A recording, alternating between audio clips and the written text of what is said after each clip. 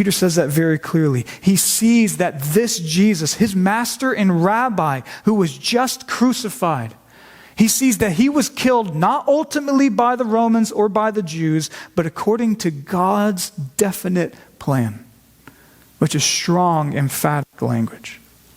And so now the question then becomes, but why would God definitely plan for Jesus to be crucified like that? And to answer that question, we'd have to read on in Peter's message. But in short, the Bible is clear over and over that Jesus died for sins, right, for his people, dying in their place so that he could bear their penalty and they could go free. And in short, that has always been the Christian message. And it's true. And it's not only true, but this is the solution that you and I need and the solution that the world needs above all. A way back to God through the removal of the thing that keeps us and God apart, which is unforgiven sin. And in short, that is in history what Jesus did. And specifically, Peter says here, that's what God definitely planned to happen. That's why Jesus was ever crucified.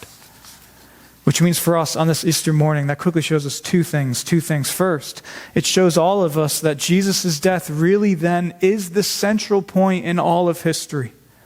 And it is the central point in all of our histories and our stories as well. Because think about it. If Jesus' death is the one place where people who clearly aren't right, people like you and I, can be forgiven and restored back to a right relationship with God. I mean, really God, the God who made all this, who rules over history, who rules over your and my lives. If that's true, then Jesus' death, by definition, is the central point of all history. It has to be, and it is. And so Jesus' death shows us that. But then also, second, Jesus' death shows us, if you really want to boil it down, it shows us that the living God is a God who would do this. He's clearly a God of love.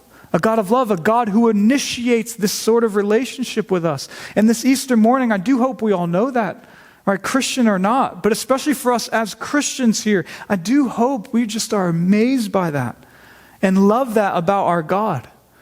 Because remember, Peter decided to call the death of Jesus the definite plan of God. And so what was God's definite plan? Well, in basic, it was and it is God having so much love that he'd do what needed to be done to get his children back. And that means, think about it, it means that God's definite plan and solution for the entire world isn't that people have to earn their way back to him. Nor is God's definite plan that his creatures should just try to be good enough. Nor is God's definite plan that we should try to just make up for our wrongs because we know we're not perfect. That's all typical religion in the world. And that's what we just naturally might think it would be, but that has never been God's plan. Nor, importantly, is God's definite plan that people are on his side without needing Jesus. And maybe some of us here need to know that too. We are not okay with the living God apart from Jesus.